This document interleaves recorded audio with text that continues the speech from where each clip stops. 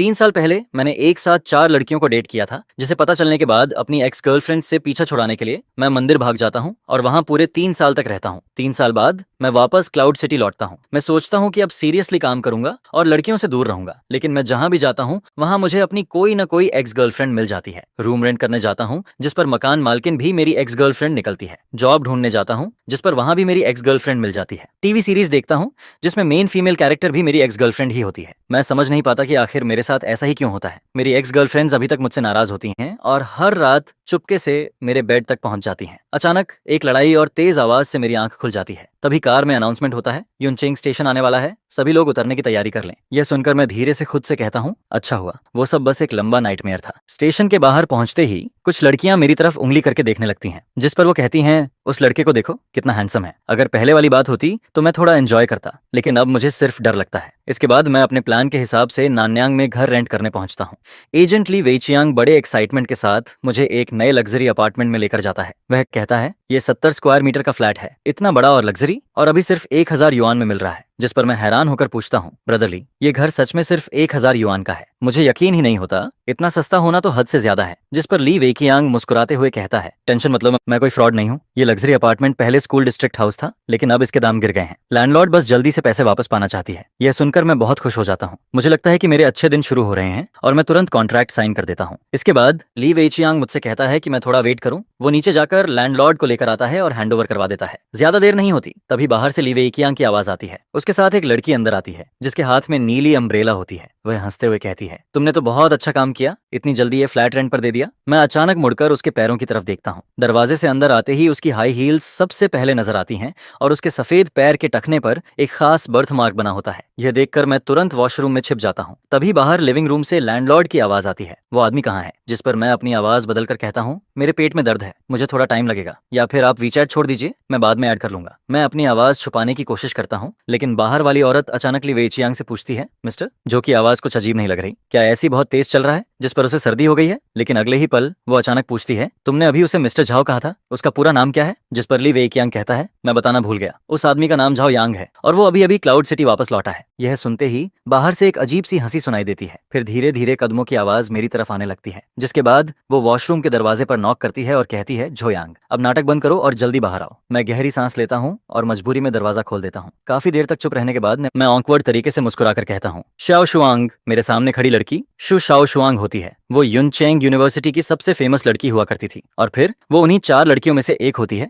जिन्हें मैंने एक साथ डेट किया था। मुझे आज भी वो दिन याद है जब वो पहली बार कॉलेज में आई थी। उसने नीली रिबन लगा रखी थी, काली ड्रेस पहनी थी। उसके लंबे पैर और कॉन्फिडेंट एटीट्यूड ने आते ही सबका अटेंशन अपनी तरफ खींच लिया था, जिस पर बहुत सारे लोग तुरंत उसके पीछे पड़ गए थे। लेकिन बात मेरी सोच से भी ज्यादा आसानी से हो गई थी, क्योंकि ये लड़की सेन यान फैमिली की बेटी थी और सिर्फ 1 महीने के अंदर ही वो मुझ पर पूरी तरह फिदा हो गई थी। उस वक्त वो मेरे लिए इतनी क्रेजी हो गई थी कि उसने यहाँ तक कह दिया था कि वो मुझे अपनी कंपनी का बॉस बना देगी और खुद मेरे साथ रहेगी। वो जितनी क्यूट थी उतनी ही खतरनाक भी थी। जब मेरा 4 लड़कियों वाला राज खुल गया था, तब सबसे पहले उसी ने मेरे ऊपर मिलियन युआन रिवॉर्ड लगा दिया था। अगर मुझे अपनी 4 एक्स गर्लफ्रेंड्स में से किसी एक से सबसे ज्यादा डर लगता था तो वो डेफिनेटली चू शाओशुआंग ही थी। इस वक्त इस रेंट वाले घर में माहौल बहुत अजीब हो जाता है, जिस पर ली वेचियांग समझ जाता है कि मामला ठीक नहीं है और वो चुपचाप वहां से निकल जाता है। मैं जल्दी से कहता हूँ, ब्रदरली, ये घर मेरे लिए सही नहीं है, मुझे मेरा डिपॉजिट भी नहीं चाहिए, मैं ये घर रेंट नहीं करूंगा। जिस पर शु शाओशुआंग मुझे घूरते हुए कहती है, क्या तुम फिर से भागना चाहते हो? कॉन्ट्रैक्ट साइन हो चुका है, अब इतनी आसानी से नहीं जा सकते। अगर तुमने जाने की कोशिश की तो मैं तुम्हें कोर्ट में घसीट दूंगी। मैं अभी अभी क्लाउड सिटी वापस आया होता हूँ और वो आते ही मुझे केस में फंसाने की धमकी देने लगती है। मेरी जॉब भी अभी तक फिक्स नहीं हुई होती, मैं सच में इतना झंझट नहीं झेल सकता। जिस पर मैं तुरंत अपना एटीट्यूड बदल देता हूँ और हंसते हुए कहता हूँ,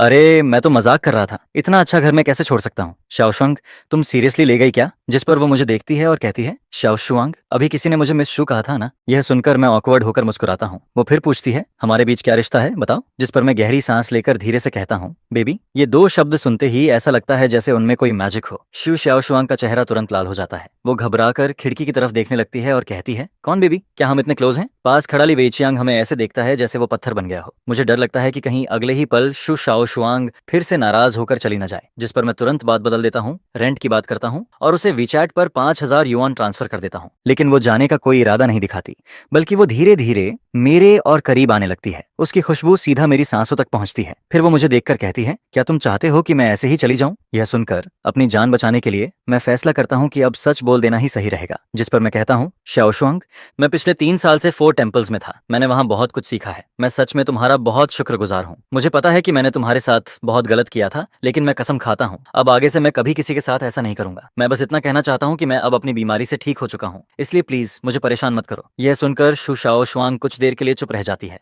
उसकी आंखों में हैरानी और घबराहट साफ दिखाई देती है। फिर वो धीरे से कहती है, तुम्हें सच में समझ आ गया है कि तुमसे गलती हुई थी? जिस पर मैं तुरंत कहता हूँ, हाँ सच में, अब मैं अच्छे से रहूंगा। जिस पर वो कहती है, मैं तुम्हें इतनी आसानी से माफ नहीं करूंगी, लेकिन अगर तुम अच्छे से बिहेव करोगे तो मैं इस बारे में सोच सकती हूँ। वो सोचती है कि मैं उससे पैचअप की बात कर रहा हूँ और मैं सोचता हूँ कि वो मेरे ऊपर लगाए गए हंट ऑर्डर की बात कर रही है। इस तरह हम दोनों बिल्कुल अलग बात सोचते हुए भी एक अजीब से एग्रीमेंट पर पहुंच जाते हैं। इसके बाद किसी तरह मैं शु शाओशुआंग को वहां से भेज देता हूँ। वो अपने 3 मिलियन से भी ज्यादा की पिंक कार में बैठकर चली जाती है। उसकी 720S देखकर उसका रियल एटीट्यूड साफ दिखता है, लेकिन मुझे बस इस बात की खुशी होती है कि मैं एक और दिन बच गया। अगले दिन मैं जॉब ढूंढने निकलता हूँ, लेकिन वहां भी मेरी हालत खराब हो जाती है। मेरा मेजर मार्केटिंग होता है, लेकिन 3 साल तक मंदिर में रहने और दुनिया से कटे रहने की वजह से मेरा रिज्यूमे लगभग खाली होता है। हालांकि बाहर की दुनिया को मैं यही बताता हूँ कि मैं पिछले 3 साल से फेल था, लेकिन इसके बावजूद हर कंपनी का HR मुझे देखकर अजीब रिएक्शन देता है। पूरी तरह थक कर मैं आखिरी कंपनी में पहुंचता हूँ। वहां इंटरव्यू रूम के बाहर कंपनी के स्टूडियो में कुछ गड़बड़ चल रही होती है। कोई कहता है कि किसी मॉडल की उंगली टूट गई है और इसी वजह से शूटिंग रुक गई है। जिस पर मैं मन ही मन सोचता हूँ, क्या मैं 3 साल का बच्चा हूँ जो इस तरह का बहाना मान लूंगा? तभी अंदर से एक आदमी गुस्से में कहता है, झो वेनेओ से कह दो कि मोशन मीडिया अब आगे कभी उसके साथ काम नहीं करेगी। वो खुद को समझता क्या है? इसी बीच मिस्टर झांग गुस्से में बाहर निकलता है। उसी समय मैं अपना मुड़ा हुआ रिज्यूमे हाथ में लेकर उदास चेहरा बनाए मीटिंग रूम से बाहर निकल रहा होता हूँ। मैं अभी हॉलवे से पूरी तरह बाहर भी नहीं निकल पाता। तभी उसकी नजर मुझ पर पड़ती है। वो मुझे ऊपर से नीचे तक देखता है और अगले ही पल उसका चेहरा बदल जाता है, जिस पर वो शॉक्ड होकर धीरे से कहता है, झोयांग। मैं मोशन मीडिया से बाहर निकलता हूँ। मेरा मूड पूरी तरह खराब हो चुका होता है। डिपॉजिट का पैसा भी खत्म होने वाला होता है और मैं सोचने लगता हूँ कि अब शायद मुझे खाना डिलीवर करना पड़ेगा। मैं अभी यही सोच ही रहा होता हूँ, तभी पीछे से वही HR भागते हुए आता है जिसने अभी मेरा इंटरव्यू लिया था। वो हाँफते हुए कहता है, 1 मिनट रुको। फिर वो कहता है, हमें लगता है कि तुम्हारी कंडीशन बहुत अच्छी है,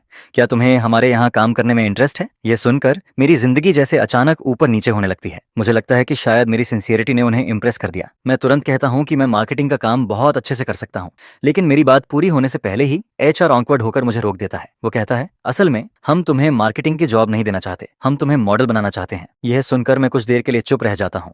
कॉलेज के टाइम पर भी किसी ने मुझे मॉडल बनने के लिए कहा था, लेकिन तब मैं अपनी 4 गर्लफ्रेंड्स के बीच इतना उलझा हुआ था कि मेरे पास बिल्कुल टाइम नहीं था। लेकिन अब सिचुएशन अलग होती है। यहाँ बेसिक सैलरी 8,000 होती है, ऊपर से कमीशन और डिविडेंड भी मिलता है, जबकि मार्केटिंग में सिर्फ 6,000 की सैलरी मिलती है, जिस पर मैं बिना कुछ सोचे तुरंत कॉन्ट्रैक्ट साइन कर देता हूँ। सर्वाइवल के लिए मैं मॉडल क्या, जरूरत पड़े तो ईंट भी उठा सकता हूँ। इसके बाद वो लोग मुझे एक प्रोफेशनल स्टूडियो में लेकर जाते हैं। मुझे लगता है कि शायद पहले कोई आसान ट्रेनिंग होगी, लेकिन वहां मौजूद लोग मुझे ऐसे देखने लगते हैं जैसे मैं कोई बहुत कीमती चीज हूँ। खासकर झोंग कोई नाम का फोटोग्राफर मुझे देखकर बार बार हैरान होता है। फिर वो लोग मुझे तेज लाइट्स के सामने खड़ा कर देते हैं और मेरी ऑकवर्ड मॉडलिंग करियर शुरू हो जाती है। लेकिन मुझे बिल्कुल नहीं पता होता कि इसके पीछे मिस्टर झांग का हाथ होता है। वही मिस्टर झांग जिसने कुछ देर पहले मेरे रिज्यूमे का मजाक उड़ाने वाले HR को डांटा था। इस वक्त वो दरवाजे की हल्की सी दरार से मुझे देख रहा होता है। उसकी आंखों में बहुत कॉम्प्लिकेटेड फीलिंग्स होती हैं। वो मुझे पोज करते हुए देखता है और धीरे से अपने होंठ काटता है। फिर वो मन ही मन कहता है, बेवकूफ, क्लाउड सिटी लौटकर भी मेरे पास नहीं आया। और यही मिस्टर झांग दरअसल मोक्सिन मीडिया की बॉस जेंग युवेई होती है। वो मेरी दूसरी एक्स गर्लफ्रेंड होती है। पूरी शूटिंग में करीब 5 घंटे लग जाते हैं। मैं अभी ठीक से सांस भी नहीं ले पाता। तभी एक असिस्टेंट मेरे पास आता है और कहता है, मिस्टर झांग आपसे मिलना चाहती हैं, प्लीज मेरे साथ आइए। मैं अंदर जाता हूँ। बॉस चेयर पर एक औरत मेरी तरफ पीठ करके बैठी होती है।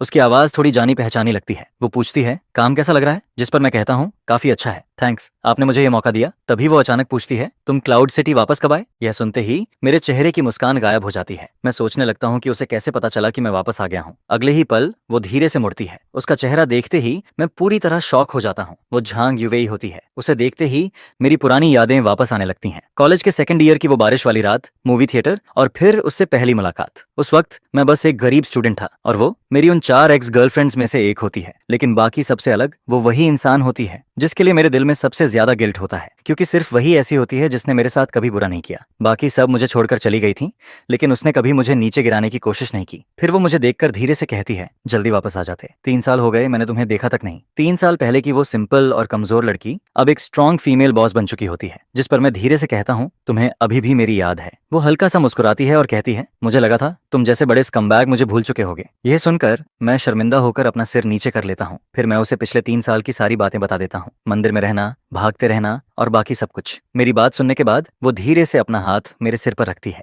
बिल्कुल वैसे ही जैसे वो पहले किया करती थी, क्योंकि वो मुझसे 2 साल बड़ी होती है और हमेशा मेरी केयर करती थी। उसकी इतनी सॉफ्टनेस देखकर मुझे शुशाओ शुआंग की धमकी से भी ज्यादा बुरा फील होने लगता है। मैं टाइम देखता हूँ, लगभग रात के 12 बज चुके होते हैं। बाहर बारिश भी हो चुकी होती है और सबवे भी बंद हो चुकी होती है। जिस पर मैं कहता हूँ, कोई बात नहीं, मैं टैक्सी लेकर चला जाऊंगा। लेकिन मैं अपनी बात पूरी करूं उससे पहले ही झेंग युवेई खड़ी हो जाती है। वो अपनी कार कीज उठाती है और सीधे कहती है, मैं तुम्हें घर छोड़ देती हूँ। यह सुनकर मेरे होश उड़ जाते हैं। अगर वो मुझे घर तक छोड़ने गई और नीचे शु श्याओ शुआंग मिल गई तो सब खत्म हो जाएगा। लेकिन झांग युवेई मेरी कोई बात नहीं सुनती। वो मुझे सीधा अपनी कार में बैठा लेती है। रास्ते में वो मेरी तरफ देखकर धीरे से सांस छोड़ती है और कहती है, सच में तुम अभी भी वैसे ही हो, तुम बिल्कुल नहीं बदले। मुझे वो पुराना टाइम याद आ जाता है जब तुम मेरे साथ रहते थे। जब हम जिनू होम के नीचे पहुंचते हैं तब भी झांग युवेई के जाने का कोई इरादा नहीं होता। वो कहती है कि बॉस होने के नाते उसे अपने सबऑर्डिनेट की केयर करनी चाहिए और वो कल मुझे ऑफिस जाने के लिए लिफ्ट दे देगी। जिस पर मैं कुछ नहीं कह पाता। आखिर मैं उसका सबऑर्डिनेट होता हूँ, इसलिए मना भी नहीं कर सकता। लेकिन जैसे ही लिफ्ट का दरवाजा खुलता है, 5वीं मंजिल के बाहर शु श्याओ शुआंग हाथ में अपना बनाया हुआ लंच बॉक्स लिए बैठी होती है। वो नीचे झुककर बैठी होती है,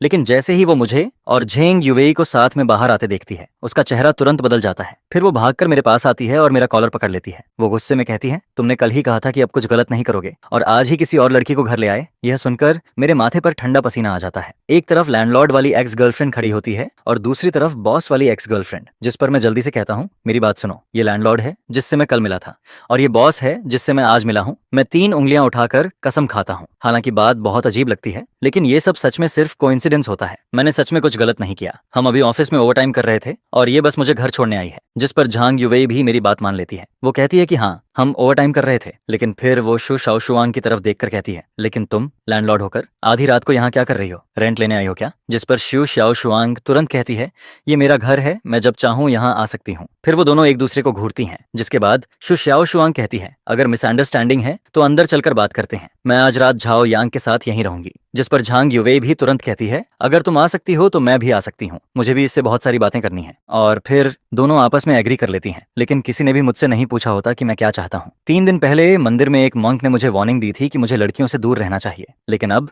मैं इस सोफा पर बैठा होता हूँ। मेरे बाएं तरफ लैंडलॉर्ड एक्स गर्लफ्रेंड शु श्याओ शुआंग बैठी होती है और दाएं तरफ बॉस एक्स गर्लफ्रेंड झांग युवेई बैठी होती है। मैं मन ही मन कहता हूँ, हे भगवान, अब मुझे कौन बचाएगा? इस अजीब और भारी माहौल को खत्म करने के लिए मैं कहता हूँ कि चलो लेट नाइट स्नैक खाते हैं। जिस पर श्याओ शुआंग मुझे वो लंच बॉक्स देती है। वो बहाना बनाती है कि वो इसे बस रास्ते में लेकर आई थी। लेकिन जैसे ही मैं लंच बॉक्स खोलता हूँ, उसके अंदर वही शेड्रेड पोर्क होता है जो कॉलेज में मेरा फेवरेट हुआ करता था और वो अभी भी गर्म होता है। ये देखकर मुझे समझ आ जाता है कि वो काफी देर से मेरा इंतजार कर रही थी। लेकिन दूसरी तरफ यूवे भी पीछे नहीं रहती। वो सीधे टेक अवे ऐप खोलती है और याके चुआन के साथ बियर ऑर्डर कर देती है। थोड़ी देर बाद 3 बड़े बॉक्सेस बियर के आ जाते हैं। डिलीवरी वाला अंदर बैठी 2 खूबसूरत लड़कियों को देखकर मुझे बहुत रिस्पेक्ट से देखता है, जिस पर मैं सिर्फ ऑकवर्ड होकर मुस्कुराता हूँ। कुछ देर बाद हम तीनों साथ में खाना खाने लगते हैं। मैं श्याओ शुआंग के हाथ का बना हुआ खाना खाता हूँ। वही पुराना टेस्ट मुझे फिर से याद आ जाता है, जिस पर मेरे दिल में गिल्ट और भी ज्यादा बढ़ जाता है, क्योंकि वो दोनों मेरे साथ इतना अच्छा बिहेव करती हैं और मैं ही सबसे बड़ा बेवकूफ होता हूँ। इसके बाद मैं लगातार बियर पीने लगता हूँ। मैं खुद को रोक नहीं पाता। एक के बाद एक बोतल खत्म कर देता हूँ। फिर एक बियर कैन उठाकर उसे भी एक ही बार में पी जाता हूँ।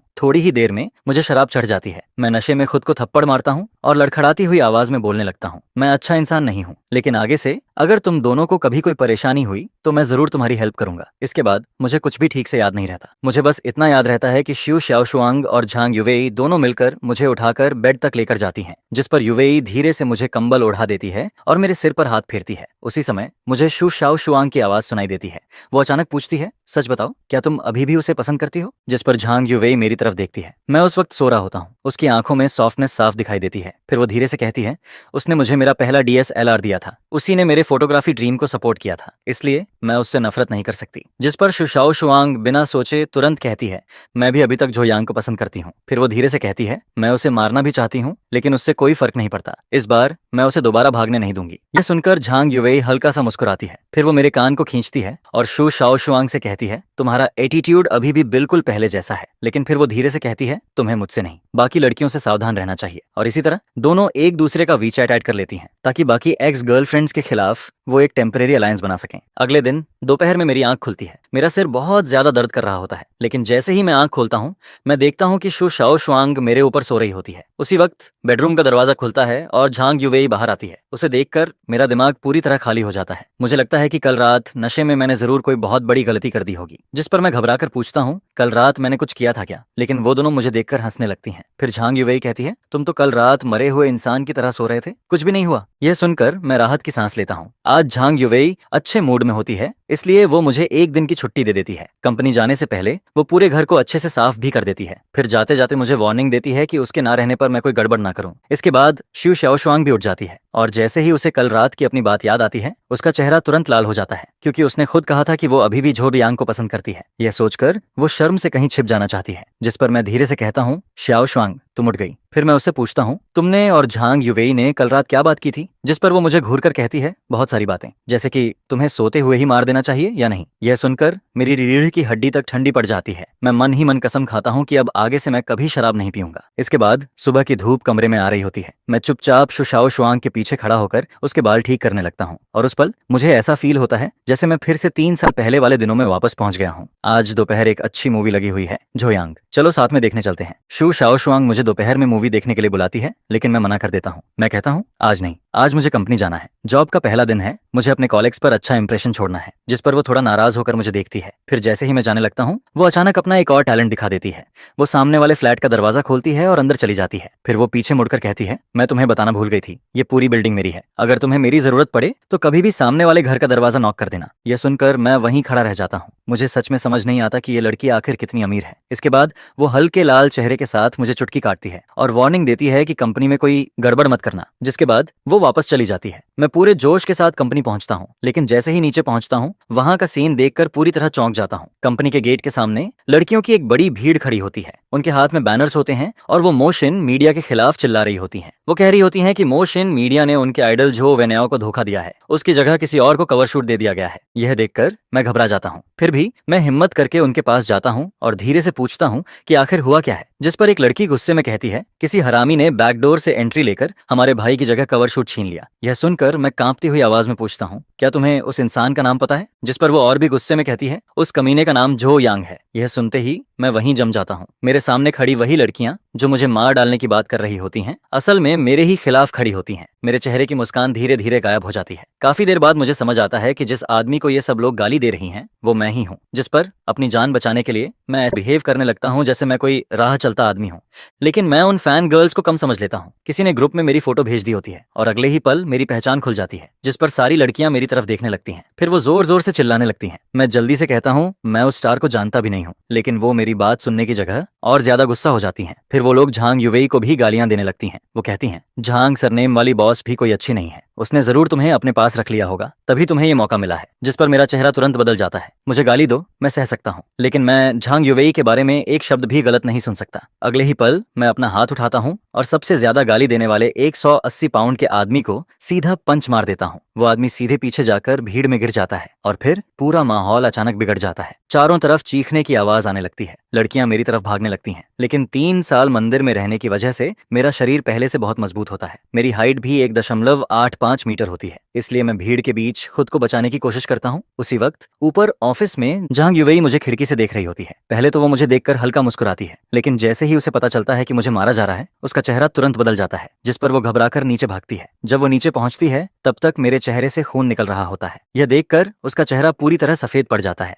उसके दिल में बहुत दर्द होता है, लेकिन उसे इस बात का दुख नहीं होता कि मैंने उन लड़कियों को मारा। उसे इस बात का दुख होता है कि मेरी वजह से उसकी कंपनी को नुकसान हो सकता है, क्योंकि अगर ये बात हॉट सर्च पर चली गई तो मोशन मीडिया की 3 साल की मेहनत बर्बाद हो सकती है। जिस पर झांग युवेई जल्दी से मेरे पास आती है। वो दोनों हाथों से मेरा चेहरा पकड़ती है और चेक करती है कि मुझे कितनी चोट लगी है। जब उसे पता चलता है कि चोट ज्यादा नहीं है तब वो अचानक गुस्से में कहती है, क्या तुम पागल हो, मैंने तुम्हें छुट्टी दी थी, फिर तुम कंपनी क्यों आए। जिस पर मैं धीरे से कहता हूँ, सिस्टर वेई गुस्सा मत हो। फिर मैं कहता हूँ, तुम बस ये बोल देना कि मैं टेम्परेरी वर्कर हूँ, सारी गलती मेरे ऊपर डाल दो और मुझे निकाल दो। मैं सोचता हूँ कि वो कंपनी की वजह से परेशान है, इसलिए मैं उसे बचाना चाहता हूँ, लेकिन मेरी बात सुनकर वो कुछ देर के लिए चुप रह जाती है। ऐसा लगता है जैसे वो कुछ कहना चाहती है, लेकिन उससे पहले ही पुलिस मुझे पकड़ कर ले जाती है और अब मुझे 7 दिन की डिटेंशन होने वाली होती है। जैसा मैंने सोचा था वही होता है। थोड़ी ही देर में मीडिया कंपनी के एक मेल एम्प्लॉय और फीमेल फैंस के बीच हुई लड़ाई हॉट सर्च पर आ जाती है। हर तरफ न्यूज फैल जाती है। इंटरनेट पर ऐसे वीडियोस घूमने लगते हैं जिन्हें जानबूझकर एडिट किया गया होता है, जिस पर मुझे विलन की तरह दिखाया जाता है, जैसे सारी गलती सिर्फ मेरी हो। उसी समय शाम को युंगवांग बिल्डिंग के नीचे एक ब्लैक नैनी कार आकर रुकती है। उसमें से एक लंबी खूबसूरत लड़की बाहर निकलती है। उसकी खूबसूरती देखते ही हर कोई उसे पहचान लेता है। वो पेरेंट्स होती है, एंटरटेनमेंट इंडस्ट्री की सबसे फेमस एक्ट्रेस। वो आज की सबसे बड़ी स्टार होती है और साथ ही इमोशन मीडिया की सबसे इंपॉर्टेंट आर्टिस्ट भी होती है। लिफ्ट में उसका असिस्टेंट उसे मेरे फाइट वाला हॉट सर्च दिखाता है। वो मजाक में कहता है जो वेनेओ के फैंस को किसी ने पीट दिया, लेकिन जैसे ही पेरेंट्स उस वीडियो में मेरा चेहरा देखती है, उसका चेहरा अचानक बदल जाता है। उसके हाथ कांपने लगते हैं। फिर वो धीरे से पूछती है इस आदमी का नाम क्या है, जिस पर असिस्टेंट कहता है इसका नाम जो यांग है। ये मोशन मीडिया का नया मेल मॉडल है और अभी इसे पुलिस पकड़ कर ले गई है। यह सुनते ही पेरेंट्स की आंखों में एक अजीब सी चमक आ जाती है। फिर वो तुरंत कहती है आज रात के अंदर जो यांग से जुड़ी सारी हॉट सर्च हटा दो। उसकी आवाज गुस्से और एक्साइटमेंट से कांप रही होती है। सारे मीडिया रिसोर्सेज इस्तेमाल करो, जो वेनेओ के सारे काले राज निकालो और उस फाइट वाली वीडियो का ओरिजिनल वर्जन भी ढूंढो। मैं चाहती हूँ कि जो वेनेओ अभी के अभी खत्म हो जाए। इस बार जो यांग ने किसी नॉर्मल मुसीबत को नहीं छेड़ा था। इस बार उसने सीधे अपनी एक्स गर्लफ्रेंड्स को मैदान में बुला लिया था। और जिस रात मैं लॉकअप में पहली बार सो रहा होता हूँ, उसी रात कुछ लोग पूरी रात जागने वाले होते हैं। उसी समय शु शाओशुआंग किचन में गाना गुनगुनाते हुए मेरे लिए पोटैटो बीफ स्टू बना रही होती है। वो पूरे खुश मूड में होती है क्योंकि वो सोच रही होती है कि मैं बाहर आते ही उसके साथ मूवी देखने जाऊंगा। लेकिन तभी झांग युवेई का वीचैट मैसेज आता है। उसमें लिखा होता है कि झाओ यांग लड़ाई की वजह से 7 दिन के लिए अंदर चला गया है। यह सुनते ही शु शाओशुआंग का पूरा मूड खराब हो जाता है। उसका सारा स्वीट सपना उसी वक्त टूट जाता है और जैसे ही उसे पता चलता है कि यह सब झो वेनेओ नाम के एक ट्रैफिक स्टार की वजह से हुआ है, उसकी आंखें तुरंत ठंडी हो जाती हैं। जिस पर वो तुरंत किसी को फोन लगाती है और कहती है मुझे तुमसे एक काम करवाना है। उधर उसी वक्त झो वेनेओ एक आलीशान मैंशन में लगभग 50 साल की एक औरत के साथ जश्न मना रहा होता है। उसे लगता है कि उसने सारी गंदगी मेरे ऊपर डाल दी है और अब मैं पूरी तरह बर्बाद हो जाऊंगा। वो मन ही मन सोचता है कि अब मैं हमेशा के लिए खत्म हो चुका हूँ। लेकिन अगली सुबह उसके सामने कुछ और ही होने वाला होता है। सुबह सुबह उसका असिस्टेंट घबराया हुआ उसके पास आता है और कहता है ब्रदर याओ, बहुत बड़ी प्रॉब्लम हो गई है। जिस पर झो वेनेओ जल्दी से वेबो खोलता है और वहां जो वो देखता है उसे देखकर उसके होश उड़ जाते हैं। टॉप 50 ट्रेंडिंग में से 32 टॉपिक्स सिर्फ उसी के खिलाफ होते हैं। उसके नाइट क्लब वाले स्कैंडल्स, उसके पुराने अफेयर्स और उसके सारे डर्टी सीक्रेट्स एक एक करके सामने आने लगते हैं। और फिर सबसे बड़ा धमाका होता है।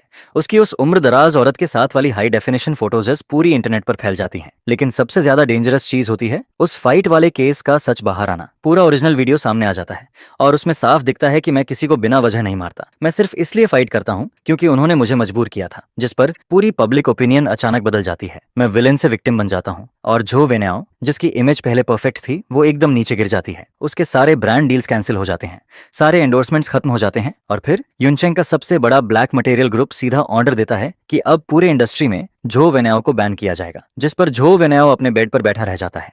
उसका चेहरा पूरी तरह सफेद पड़ जाता है। उसे समझ ही नहीं आता कि उसने आखिर किस इंसान को नाराज कर दिया। उसे बिल्कुल नहीं पता होता कि उस ब्लैक मटेरियल ग्रुप का चेयरमैन शु डागुओ होता है और जो शु शाओशुआंग मेरे लिए किचन में खाना बना रही होती है, वो उसी शु डागुओ की बेटी होती है। उसने मुझसे नहीं, मेरी एक्स गर्लफ्रेंड से पंगा ले लिया था और इस बार उसने गलत इंसान को छेड़ दिया था। 7 दिन बाद मेरी डिटेंशन खत्म हो जाती है। मैं सोच रहा होता हूँ कि अब बाहर निकलते ही मेरी जिंदगी पूरी तरह खराब हो जाएगी, क्योंकि मैं नहीं चाहता कि झांग युवेई की कंपनी पर कोई असर पड़े। इसलिए मैं फैसला करता हूँ कि सारी गलती मैं अकेले अपने ऊपर ले लूंगा। लेकिन जैसे ही मैं पुलिस स्टेशन से बाहर निकलता हूँ, वहाँ रिपोर्टर्स की भीड़ खड़ी होती है। जिस पर मैं कहता हूँ चाहे वार्निंग देना हो या फाइट करना, सब मैंने अपनी मर्जी से किया था। मुझे बस झो वेनेओ पसंद नहीं था, इसलिए मैंने उसे मारा। मैं सोचता हूँ कि अब सब लोग मुझे गालियां देंगे, लेकिन उल्टा रिपोर्टर्स मुझे अजीब नजरों से देखने लगते हैं।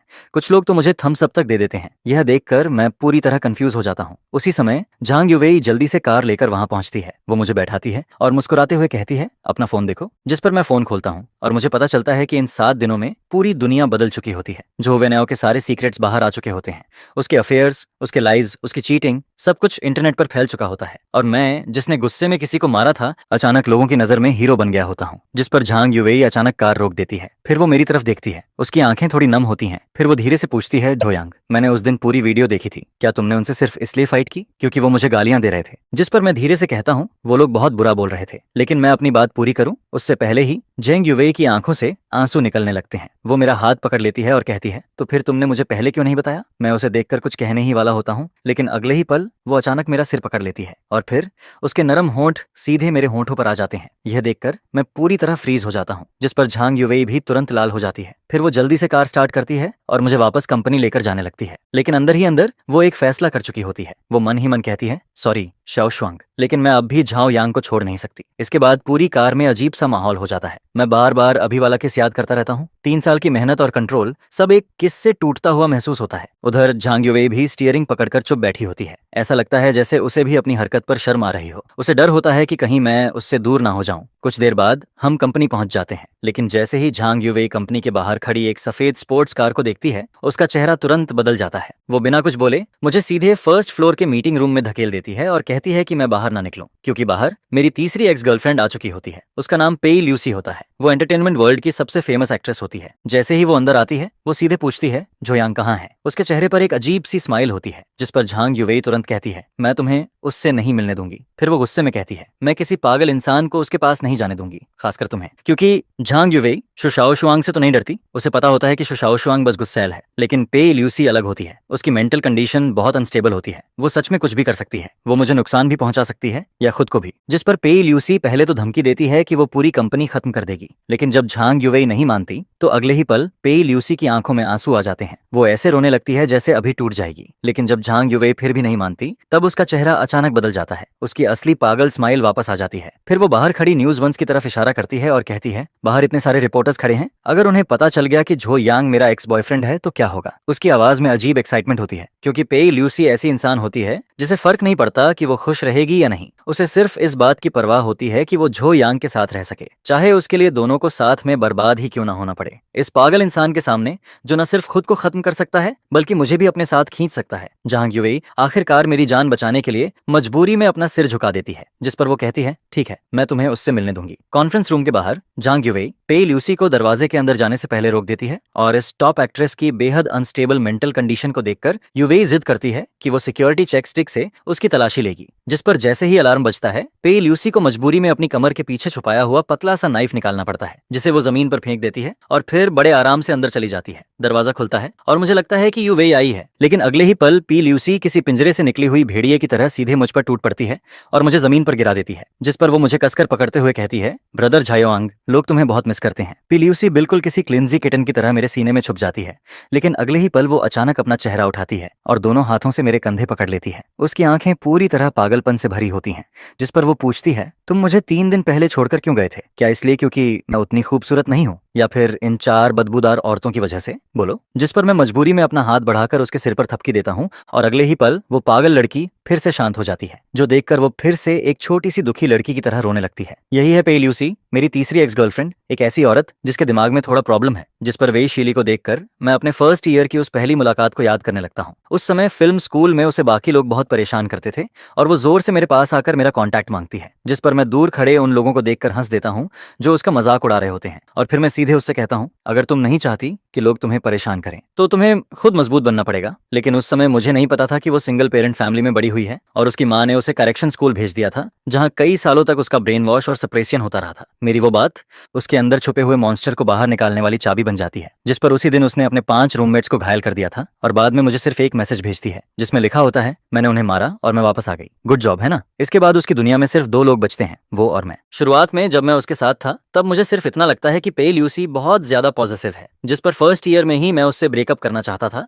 लेकिन तभी मैं उसे पागलों की तरह बेकाबू होते देखता हूँ। वो एक डैगर पकड़कर मुझे होटल रूम में बंद कर देती है, और वो पागल एक्सपीरियंस ऐसा था जिसकी वजह से मैं दोबारा कभी ब्रेकअप का नाम लेने की हिम्मत नहीं करता। इसके बाद मैं उसकी नेचर को समझ जाता हूँ। हालांकि उसकी मेंटल कंडीशन खराब है, लेकिन उसका दिल सॉफ्ट है, हार्ड नहीं। अगर उसे 2 प्यार भरी बातें बोल दो और उसके सिर पर हाथ फेर दो तो वो आसानी से मान जाती है। और उस समय जब मेरी 4 लड़कियों के साथ रिलेशन होने वाली बात सामने आ गई थी, तब मैं 50% इसलिए भागा था क्योंकि मुझे डर था कि कहीं वो मुझे मार ना दे। और इस समय वो मेरे सीने पर लगातार मुक्के मार रही होती है और रोते हुए कहती है, तुम घटिया आदमी, तुम भागे क्यों थे? जिस पर मैं कहता हूँ, क्या मैं इसलिए नहीं भागा था क्योंकि मुझे डर था कि तुम गुस्सा हो जाओगी? यह सुनकर मुझे फिर से यकीन हो जाता है कि चारों एक्स गर्लफ्रेंड्स में सबसे खतरनाक वही है, लेकिन सबसे आसान भी वही है। मैं बस उसे 2 प्यार भरी बातें कहता हूँ और उससे वादा करता हूँ कि मैं आगे भी क्लाउड सिटी में ही रहूंगा। जिस पर वो अगले ही पल किसी गुस्से वाली लड़की से शांत इंसान बन जाती है, लेकिन फिर भी वो तभी मानती है जब मैं उसे किस करने वाला होता हूँ। इसके बाद जब हम दोनों जमीन पर बैठे हुए फ्यूचर की बातें कर रहे होते हैं, तभी वो अचानक कुछ बैंक कार्ड्स निकालती है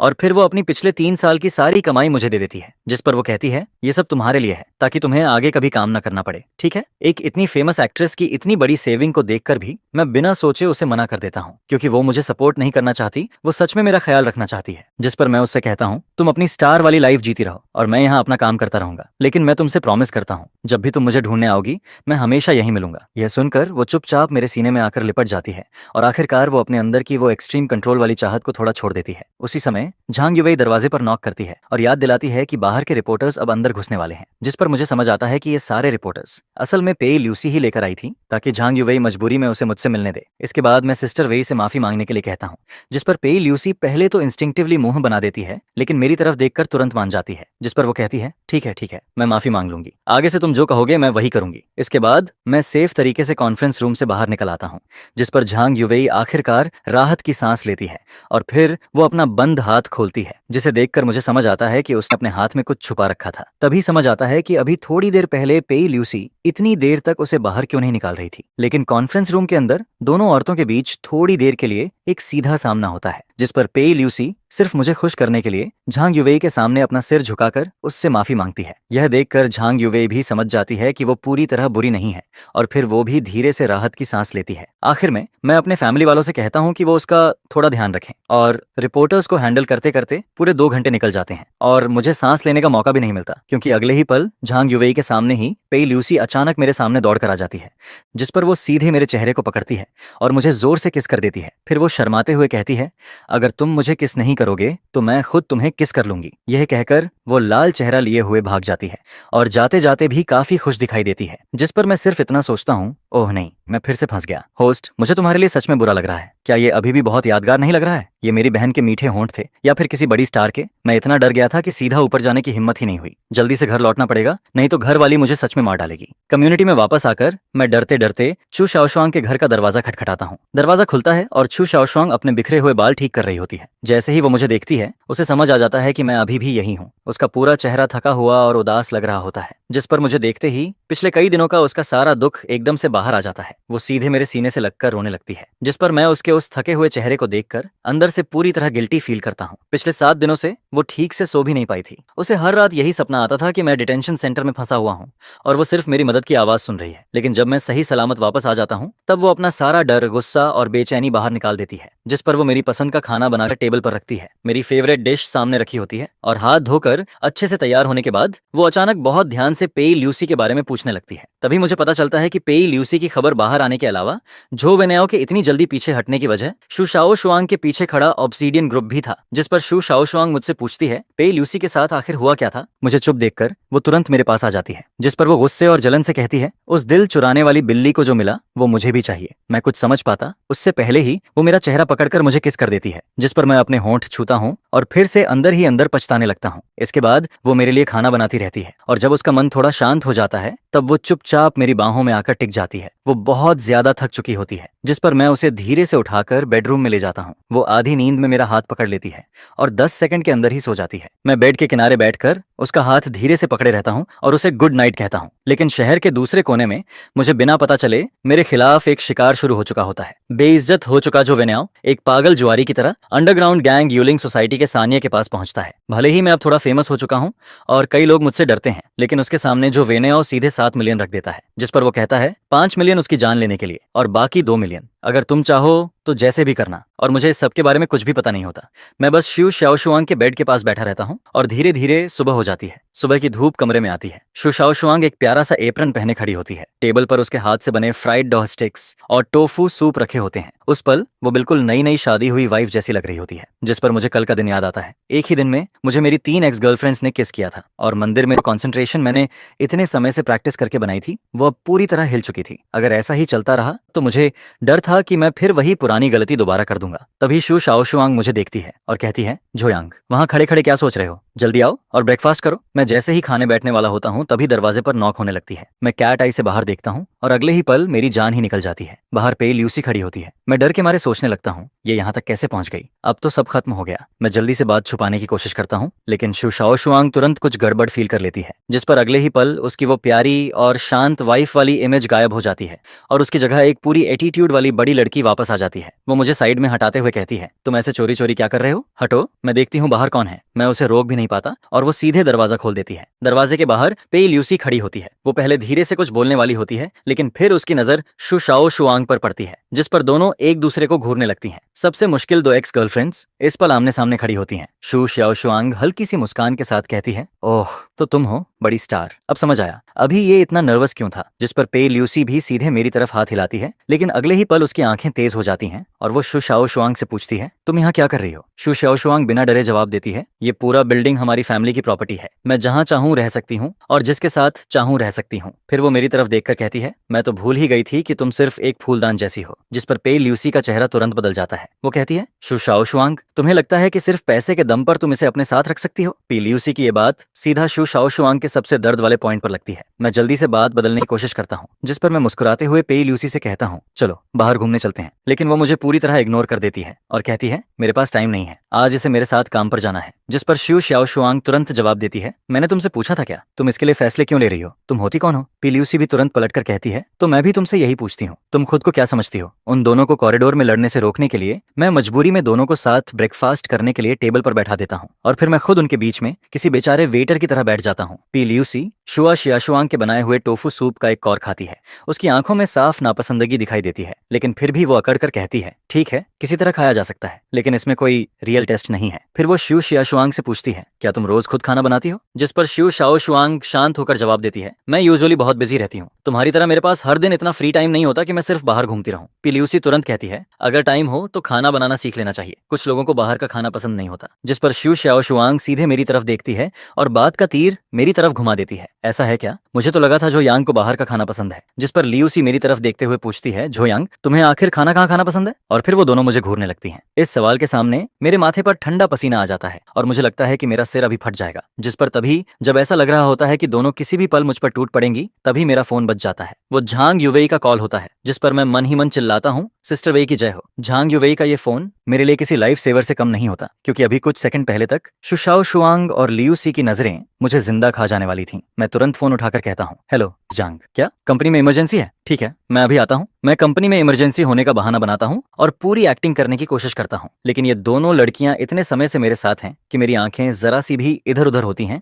तो इन्हें तुरंत पता चल जाता है कि मैं झूठ बोल रहा हूँ। जिस पर लिविंग रूम, जो पहले से ही भारी माहौल में था, अब और भी ज्यादा ठंडा हो जाता है। मैं बोलना बंद कर देता हूँ और ल्यूसी भी चुपचाप अपना सिर झुका लेती है। उस ब्रेकफास्ट के दौरान मुझे सच में ऐसा लग रहा होता है जैसे मैं किसी मौत की सजा के बीच बैठा हूँ। यहाँ तक कि प्लेट में रखे फ्राइड डॉ स्टिक्स भी मुझे किसी टॉर्चर जैसे लगने लगते हैं। पूरा माहौल इतना भारी हो जाता है जैसे हवा भी रुक गई हो। जिस पर मैं जल्दी जल्दी खाना खत्म करता हूँ और वहां से निकलने की कोशिश करता हूँ। मैं ल्यूसी की तरफ देखकर कहता हूँ, बड़ी स्टार रहने दो, अगर किसी ने तुम्हें मेरे साथ देख लिया तो तुम मुसीबत में पड़ जाओगी, मैं तुम्हें मन खुद छोड़ देता हूँ। लेकिन जैसे ही मुझे लगता है कि दूसरा वर्ल्ड वॉर फिर से शुरू होने वाला है, मैं तुरंत उठ जाता हूँ और कहता हूँ, रहने दो, मैं सबवे से चला जाऊंगा। इसके बाद मैं वहां से ऐसे भागता हूँ जैसे जान बचाकर निकल रहा हूँ और मेरे पीछे वो दोनों अचानक किसी अजीब से समझौते पर पहुंच जाती हैं। जिस पर शू शाओशुआंग ठंडे चेहरे से ल्यूसी से कहती है, सिर्फ झुआओ निंग ही वापस नहीं आई है, वो 22 सरनेम वाली औरत भी वापस आ चुकी है और वो भी झुआओ यांग पर नजर रखे बैठी है। इसलिए हमारे बीच लड़ने से अच्छा है कि पहले बाहर वालों से डील किया जाए। और इसी समय मैं सबवे में बैठा हुआ अपनी जिंदगी के बारे में सोच रहा होता हूँ। मुझे लग रहा होता है कि मैं सच में अपनी जान दांव पर लगाकर जी रहा हूँ। अगर मैं ऐसे ही इन सबके बीच फंसा रहा तो एक दिन सच में खत्म हो जाऊंगा। जिस पर मैं मन ही मन कसम खाता हूँ कि आज से मैं लड़कियों से दूर रहूंगा और सिर्फ अपने करियर पर ध्यान दूंगा। लेकिन रियलिटी मुझे एक मौका भी नहीं देती, क्योंकि तभी सबवे में एक स्कूल गर्ल मुझे पहचान लेती है। वो अचानक चिल्लाकर कहती है, क्या तुम झोयांग हो। जिस पर पूरा डिब्बा एकदम से शोर से भर जाता है। कोई फोटो मांगता है, कोई ऑटोग्राफ, और कुछ लोग मेरे चारों तरफ जमा हो जाते हैं। मैं किसी शर्मिंदा भगोड़े की तरह किसी तरह उनसे बचते हुए सबवे से नीचे उतरता हूँ। लेकिन कंपनी के नीचे पहुंचने तक भी मेरा दिमाग अभी तक ठीक नहीं हुआ होता। मैं बस जल्दी से ऑफिस पहुंचना चाहता था। तभी पीछे से एक आदमी हुडी पहने हुए मेरी तरफ आता है और धीरे से पूछता है, तुम झाओ यांग हो, है ना। मैं बिना उसकी तरफ देखे कैजुअली जवाब देता हूँ, अभी थोड़ा अर्जेंट काम है, अगली बार साइन दे दूंगा। मुझे लगता है कि वो भी कोई फैन है, लेकिन अगले ही पल एक ठंडी चमक मेरी आंखों के सामने से गुजरती है। जिस पर वो आदमी अचानक नाइफ निकालकर मेरे गले की तरफ वार करता है। मैं इंस्टिंक्टिवली पीछे हटता हूँ, जिस वजह से वो वार मेरे गले की जगह कंधे पर लग जाता है। मेरे कंधे से तुरंत खून निकलने लगता है, लेकिन वो आदमी बहुत तेजी से हरकत करता है। वो मेरा कंधा पकड़ लेता है और इससे पहले कि मैं कुछ कर पाऊं, उसका नाइफ मेरे पेट में घुस चुका होता है। जिस पर कंपनी के नीचे का वो आम सा रास्ता अगले ही पल किसी डरावने सीन में बदल जाता है। वो आदमी नाइफ वापस खींचने ही वाला होता है कि तभी मैं पूरी ताकत से उसका हाथ पकड़ लेता हूँ और जोर से चिल्लाता हूँ, आग लग गई, जल्दी आओ। मेरी आवाज सुनकर आसपास के लोग तुरंत इकट्ठा होने लगते हैं। जिस पर किलर घबरा जाता है और जल्दी से अपने साथी की मोटरसाइकिल पर बैठकर वहां से भाग जाता है। जमीन पर गिरने से पहले मैं बस इतना कह पाता हूँ, एम्बुलेंस बुलाओ। 5 मिनट बाद मोशन मीडिया के बाहर जहांग युवेई मेरा इंतजार कर रही होती है, लेकिन मेरी जगह वहां पे ल्यूसी और शू शाओ शुआंग भी पहुंच जाती हैं। तीनों औरतों को अभी तक ये तय करने का मौका भी नहीं मिला था कि मुझे कौन अपने पास रखेगी। तभी कंपनी का एक एम्प्लॉय भागता हुआ आता है। उसका चेहरा पूरी तरह सफेद पड़ा होता है, जिस पर वो चिल्लाकर कहता है, झो यांग को सबवे स्टेशन पर नाइफ मार दिया गया है, बहुत खून निकल रहा है। यह सुनते ही शू शाओ शुआंग की आंखों के सामने अंधेरा छा जाता है और वो वहीं जमीन पर गिर जाती है, जबकि पेई ल्यूसी की आंखें पूरी तरह बदल जाती हैं। उनमें ना आंसू होते हैं, ना डर, सिर्फ पागलपन और गुस्सा होता है। वो बिना कुछ बोले ठंडे चेहरे से मुड़ती है और कहती है, तुम लोग हॉस्पिटल जाओ, मैं जुआओ निंग को ढूंढने जा रही हूँ। शू शाओ शुआंग उसे रोकने की कोशिश करती है, लेकिन पेई ल्यूसी बिना एक्सप्रेशन के कहती है, जिसने उसे चोट पहुंचाई है मैं उसे टुकड़ों में तोड़ दूंगी। जिस पर शू शाओ शुआंग उसे नहीं रोकती। वो सिर्फ अपना फोन निकालती है, क्योंकि उसे पता होता है कि झो यांग पर हुए इस अटैक के बाद क्लाउड सिटी पूरी तरह बदलने वाली है। एम्बुलेंस के अंदर झांग युवेई मेरा हाथ कसकर पकड़े रहती है। वो रोते हुए बार बार कहती है, अगर तुम्हें कुछ हो गया तो मैं भी नहीं जीऊंगी। जिस पर मैं मुश्किल से मुस्कुराता हूँ और उसे कहता हूँ, पेई ल्यूसी मुझे मरने नहीं देगी, चिंता मत करो। डॉक्टर की जांच के बाद पता चलता है कि नाइफ पर कोई पॉइजन नहीं था। यह सुनकर मैं राहत की सांस लेता हूँ। फिर मैं मुश्किल से अपना खून से भरा हाथ उठाता हूँ और कहता हूँ, मैंने उसके हाथ की स्किन अपने नाखूनों में फंसा ली थी, उसमें उसका डीएनए होगा। जल्दी से एविडेंस कलेक्ट करो, चाहे मेरे अंदर सिर्फ एक सांस ही क्यों ना बची हो। जिसने मुझे मारने की कोशिश की है,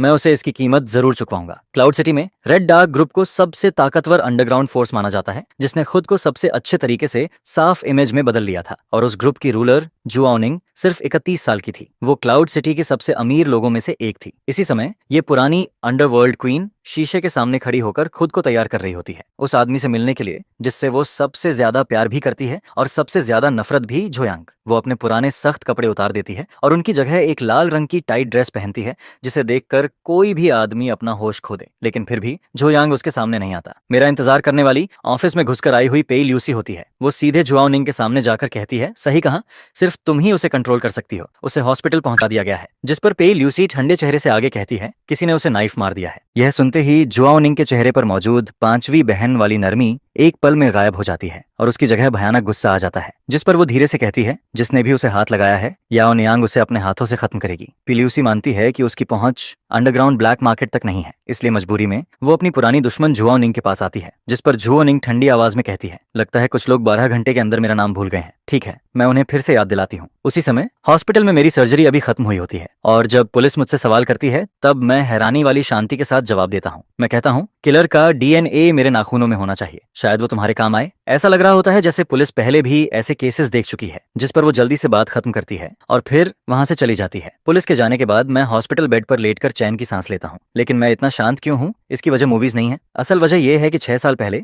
मैंने सच में किसी को मार दिया था और उस काम में मेरी पार्टनर मेरी एक्स गर्लफ्रेंड जुआओ निंग थी। जैसे ही मुझे जुआओ निंग का नाम याद आता है, मेरे पूरे शरीर में ठंडक दौड़ जाती है और उसके साथ एक अजीब सा गुस्सा और डर भी वापस आने लगता है, क्योंकि 6 साल पहले जो हुआ था वो मेरी यादों में किसी जलते हुए निशान की तरह छपा हुआ है। जिस पर मैं मन ही मन कसम खाता हूँ, चाहे कुछ भी हो जाए मैं उससे मिलने नहीं जाऊंगा, क्योंकि अगर मैंने उसे फिर से देखा तो बड़ी मुश्किल से उससे दूर बनाई हुई मेरी जिंदगी पूरी तरह टूट जाएगी। इसी बीच झांग युवेई हाथ में खाना लेकर वार्ड में आती है। वो मेरे पास आकर कहती है, तुम्हारा फेवरेट खाना लेकर आई हूँ। जिस पर मैं तुरंत पूछता हूँ, सिस्टर वेई, पी ल्यूसी और शू शाओ शुआंग कहाँ हैं? वो दोनों क्यों नहीं आई? मैं पूछना तो चाहता हूँ कि वो दोनों आखिर कहाँ गई हैं, लेकिन झांग युवेई मेरी सारी आदतें पहले से समझती है। जिस पर वो मुझे घूर कर कहती है, उनके पास जरूरी काम है, तुम बस यहाँ चुपचाप लेटे रहो। भले ही वो बात को कैजुअली टाल देती है, लेकिन मुझे साफ महसूस होने लगता है कि क्लाउड सिटी में कुछ बहुत बड़ा शुरू हो चुका है। और मेरा अंदाजा सही निकलता है, क्योंकि इस समय पूरा क्लाउड सिटी हिल चुका होता है। ऊपर से देखने पर मेरे नाम से जुड़े 30 से ज्यादा टॉपिक्स हॉट सर्च में चल रहे होते हैं, और उससे भी ज्यादा शॉकिंग बात यह होती है कि ऑब्सिडियन ग्रुप अचानक 10 मिलियन का रिवॉर्ड अनाउंस कर देता है। जो भी उस किलर के बारे में कोई जानकारी देगा उसे सीधे 10 मिलियन मिलेंगे, जिस पर पूरे शहर के लोग पागल हो जाते हैं। अब लोग सिर्फ इंसाफ के लिए नहीं, बल्कि अपनी जिंदगी बदलने वाले उस पैसे के लिए भी किलर को ढूंढ रहे होते हैं। और सिर्फ शहर की नॉर्मल दुनिया ही नहीं, क्लाउड सिटी की अंधेरी दुनिया भी हिल चुकी होती है। हर छोटे बड़े गैंग का बॉस एक जगह जमा होता है और उन्हें इतना चुप कराने वाला सिर्फ एक इंसान होता है, जुआओ निंग। एक पुराने अंडरग्राउंड हाइडआउट में जुआओ निंग अब फिर से अपनी पुरानी पहचान में लौट चुकी होती है। वो अपना सूट पहन चुकी होती है और अब वो किसी अमीर बिजनेस वुमन की तरह नहीं, बल्कि गोस्ट इन गैंग की रदरलेस बॉस लग रही होती है। तभी श्यूकाई नाम का एक आदमी अपने साथियों के साथ अंदर आता है। वो न सिर्फ बेअदबी से बात करता है, बल्कि झू निंग का मजाक उड़ाने की भी कोशिश करता है। जिस पर वो हंसते हुए कहता है, झू निंग, तुम्हारा इतना गुस्सा देखकर लगता है कि तुम अभी भी वही पुरानी औरत हो। यह सुनते ही झू निंग की आंखें ठंडी हो जाती हैं। वो धीरे से कहती है, तुमने मुझे गाली देने की हिम्मत की, लगता है तुम जीना नहीं चाहते। शू कै अभी अपनी जगह से उठता ही है कि अगले ही पल पीछे से एक स्वॉर्ड उसके शरीर को पार कर जाती है, जिस पर शिवकाई वहीं जम जाता है।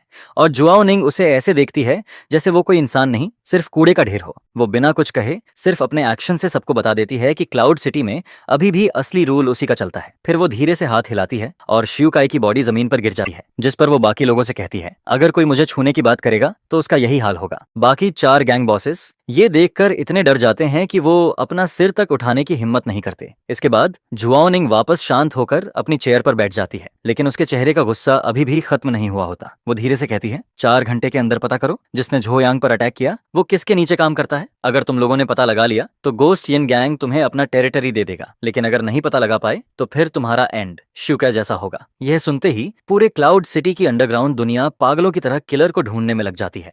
और इसी समय मैं हॉस्पिटल में बेड पर बैठा हुआ झांग युवेई के छिले हुए एप्पल खा रहा होता हूँ। तभी झांग युवेई कहती है, शु शाओशुआंग ने ऑब्सीडियन ग्रुप से 10 मिलियन का रिवॉर्ड निकलवा दिया है। यह सुनकर मैं थोड़ा खुश हो जाता हूँ, क्योंकि मुझे लगता है कि कम से कम वो लोग मेरी फिक्र कर रहे हैं। लेकिन झांग युवेई तुरंत मेरी तरफ देखकर कहती है, तुम सच में बहुत बड़े स्कमबैग हो। तुम्हारी वजह से मीडिया, पूरे क्लाउड सिटी के लोग और यहाँ तक कि गैंगस्टर्स भी पागल हो चुके हैं। जिस पर मैं अचानक रुक जाता हूँ, क्योंकि उसके मुंह से निकला हुआ गैंगस्टर वाला वर्ड मुझे अजीब लगता है। मैं तुरंत उसकी तरफ देखता हूँ। झांग युवेई का चेहरा एक पल के लिए घबरा जाता है और फिर वो जल्दी से दूसरी तरफ देखने लगती है, जिस पर मेरे शरीर में ठंडी लहर दौड़ जाती है। मैं तुरंत बेड के पास की रेलिंग पकड़ लेता हूँ, क्योंकि मैं जुआओ निंग को बहुत अच्छे से जानता हूँ। अगर वो सच में इस मामले में उतर गई है तो वो किलर को पुलिस के हवाले नहीं करेगी, वो सच में उसे मार डालेगी। उसी समय रेड गूस लोन कंपनी के अंदर यूलिन सोसाइटी का तीसरा बॉस लूसन अपने 2 आदमियों पर गुस्सा कर रहा होता है। ये वही 2 लोग होते हैं जिन्होंने मुझ पर अटैक किया था। उनमें से एक ने मुझे नाइफ मारा था और दूसरा बाहर मोटरसाइकिल लेकर इंतजार कर रहा था। वो तो लालच में आकर मेरे ऊपर अटैक करने वाले उन दोनों लोगों का सिर भी ऑब्सीडियन ग्रुप को बेचकर 10 मिलियन का रिवॉर्ड लेना चाहता था। लेकिन तभी उसे बॉस वांग चेनक का फोन आता है और जैसे ही उसे पता चलता है कि 6 साल से गायब जुआओ निंग भी खुद लोगों को ढूंढने निकल चुकी है, वो सीधे डर के मारे जमीन पर गिर जाता है। जिस पर लू वॉल तुरंत फैसला करता है, हमें अभी इसी वक्त यहाँ से निकलना होगा। ये जगह अब सेफ नहीं है। लेकिन मोटरसाइकिल चलाने वाला उसका छोटा साथी उसके साथ मरना नहीं चाहता था, जिस पर वो चुपके से ऑब्सीडियन ग्रुप को फोन कर देता है और कुछ ही देर में सारी जानकारी शो शाओशुआंग तक पहुंच जाती है। वो घृणा से हंसती है और पुलिस को फोन करने के बजाय सीधा उनकी लोकेशन जुआओ निंग को भेज देती है, क्योंकि वो चाहती है कि कानून से पहले वो कमीने लोग असली नरक का दर्द महसूस करें। उसी समय यूलिन सोसाइटी का बॉस वांग चेन अभी भी के टीवी में बैठा हुआ होता है। उसकी गोद में एक लड़की होती है और वो शराब पीते हुए गाना सुन रहा होता है। वो अभी भी अपने मजे में डूबा होता है और सोच रहा होता है कि घोस्ट यिन नान्याकोहियन गैंग का एरिया अब उसका हो जाएगा। लेकिन तभी के टीवी का दरवाजा खुलता है और जुआओ निंग अंदर आती है, जिस पर वांग चेनक का चेहरा एकदम सफेद पड़ जाता है। उसकी जान जैसे शरीर से निकल जाती है। वो कांपते हुए कहता है, सिस्टर जुआओ, आप यहाँ कैसे? जिस पर जू निंग ठंडी मुस्कान के साथ कहती है, काफी मजे कर रहे हो, लाओ वांग। वांग चेन जल्दी से कहता है, सिस्टर जुआओ, मैं अपनी जान की कसम खाता हूँ, ये काम मेरे आदमी ने नहीं किया। यह सुनकर जुआओ निंग हंस पड़ती है, लेकिन उसकी हंसी में गुस्सा साफ दिखाई देता है।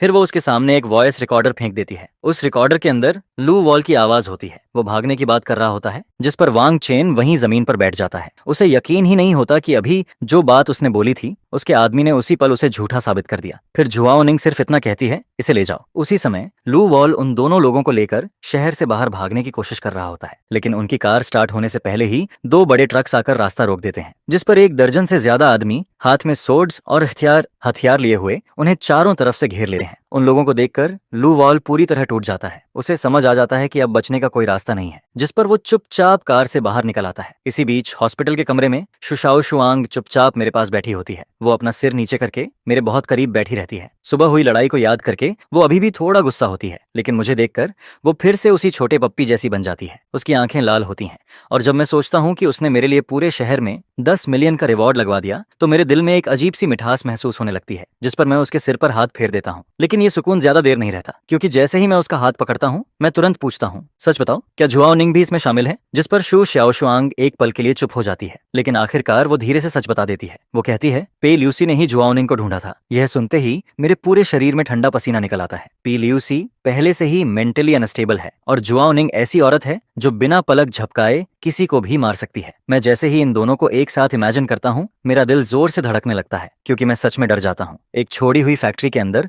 गर्म हवा में मौत की बदबू फैली हुई होती है। लुचियांग और उसके दोनों आदमी जुआओ निंग और पेई ल्यूसी के सामने घुटनों पर बैठे होते हैं, जिस पर जुआओ निंग अभी तक कुछ नहीं करती। वो बस पीछे खड़ी होकर उन्हें घूरती रहती है। आखिरकार टूटकर लुचियांग सब सच बता देता है। वो झो वेनाओ का नाम लेता है। यह नाम सुनते ही पेई ल्यूसी की आंखों में पागलपन फिर फिर से भर जाता है। उसे तुरंत अपनी पुरानी नरमी पर पछतावा होने लगता है।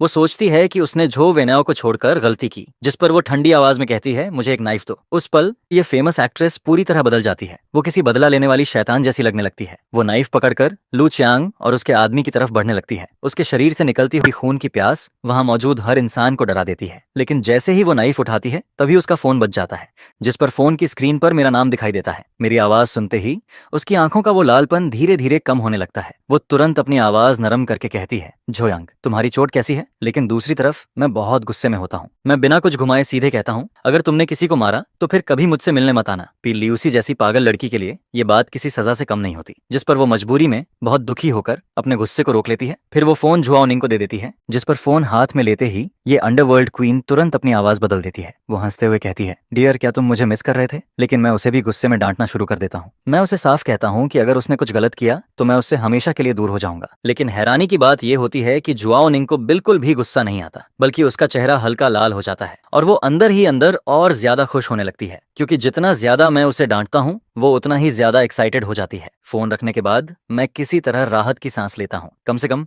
मैंने पेई ल्यूजी के हाथ खून से रंगने से रोक लिया था। लेकिन दूसरी तरफ जुआओनिंग की आंखें फिर से ठंडी हो जाती हैं। वो लू चियांग और उसके आदमी की तरफ देखती है और मन ही मन सोचती है, मैंने झोयांग से वादा किया था कि पेई ल्यूसी किसी को नहीं मारेगी, लेकिन इसका मतलब ये नहीं है कि मैं इन कचरों को छोड़ दूंगी। उधर झांग युवेई पूरे दिन मेरे साथ लगी रहती है और जब वो जाने लगती है तो मेरे कान के पास आकर धीरे से कहती है, मेरी बहन यहाँ नहीं है, इसका फायदा उठाकर किसी और लड़की के साथ कुछ मत करना। यह कहकर वो मुझे घूरती है और फिर चली जाती है। उसके जाने के बाद शू शाओशुआंग मेरे बेड के पास बैठी रहती है। वो इतनी ज्यादा थक जाती है कि आखिरकार बेड के किनारे सिर रखकर वहीं सो जाती है, जिस पर मैं धीरे से उससे कहता हूँ, तुम ठीक हो? पहले बैठ जाओ। क्या तुम अभी भी मुझसे नाराज हो? वो धीरे से सिर हिलाती है और कहती है, हाँ, मैं नाराज हूँ। लेकिन फिर वो मेरी तरफ देखकर कहती है, क्योंकि मैं जानती हूँ तुम मुझे बचाना चाहते थे, लेकिन सबसे पहले तुम्हें खुद को बचाना चाहिए था। फिर वो अपना सिर झुका लेती है और धीरे से कहती है, असल में ये सब मेरी गलती है। अगर मैं झो वेनायाओ को पूरी तरह खत्म कर देती तो शायद ये सब कभी नहीं होता। झो वेनायाओ ही मर्डरर है, उसी ने पैसे खर्च किए थे। उसने मुझे लाल आंखों के साथ बताया था कि मैन मास्टरमाइंड झो वेनायाओ ही है, बस वो 6 साल पहले वाली अगली फैमिली रिवेंज लेने नहीं आई है।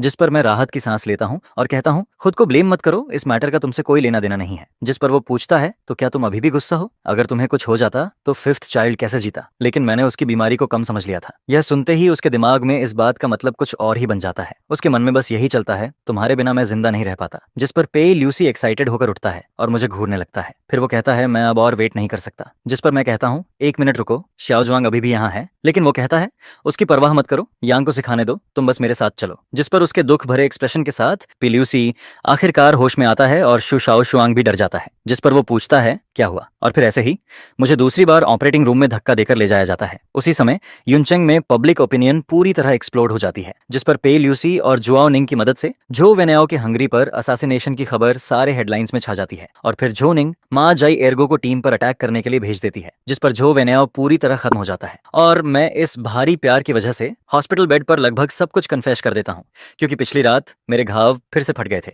जिस पर मुझे फिर से ऑपरेटिंग रूम में ले जाया जाता है। पेई ल्यूसी चुपचाप खुद को ब्लेम करता रहता है और यहाँ तक कि शू शाओशुआंग, जो पहले गुस्सा होना चाहता था, वही उसे उल्टा समझाने लगता है। वो कहता है, रोना बंद करो, वो अब डेंजर से बाहर है, फिर हम थोड़ी देर रेस्ट करते हैं। लेकिन रात के 2 बजे तक भी मेरा ब्लीडिंग पूरी तरह बंद नहीं होता और जब मैं दोबारा जागता हूँ तब दोपहर हो चुकी होती है। जिस पर सबसे पहले मुझे जुआओ निंग का बढ़ा चढ़ा फिगर दिखाई देता है और फिर वो मेरा सिर अपनी बाहों में दबा देती है। उसकी वो पुरानी सॉफ्टनेस मुझे लगभग डुबो ही देती है। लेकिन एबॉट की वार्निंग याद करके मैं उसे धीरे से दूर कर देता हूँ, क्योंकि ये औरत इतनी टेम्पिंग थी कि मुझे पुरानी बातें याद आने लगती हैं। मैं उसके साथ बाकी 4 एक्स गर्लफ्रेंड्स को मिलाकर जितनी बार रूम नहीं लिया, उससे ज्यादा बार उसके साथ ले चुका हूँ। जिस पर मुझे 6 साल पहले की बात याद आती है, जब मैं 2nd ईयर में था। उस बारिश वाली रात में मैं अभी अभी झांग युवेई को गली से छोड़कर वापस आया था और तभी मैंने जुआओ निंग को बचाया था, जो पूरी तरह खून से ढकी हुई थी। शुरुआत में मैंने बस उसे उठाया और एक छोटे से किराए के कमरे में रख दिया, जो मैं मुश्किल से अरेंज कर पाया था। उस समय मैं खुद भी दागों और खून से भरा हुआ था। लेकिन जैसे जैसे उसके घाव ठीक होने लगे, उसका चेहरा किसी और ही लेवल का दिखाई देने लगता है, जिसे देखकर मैं शॉक हो जाता हूँ और मुझे समझ आता है कि मैंने कैसी खतरनाक औरत को बचाया है। वो क्लाउड सिटी के सबसे बड़े गैंगस्टर ग्रुप की तीसरी लीडर थी। और फिर जुआओ निंग मुझे बताती है कि पावर की लड़ाई में वो हार गई थी,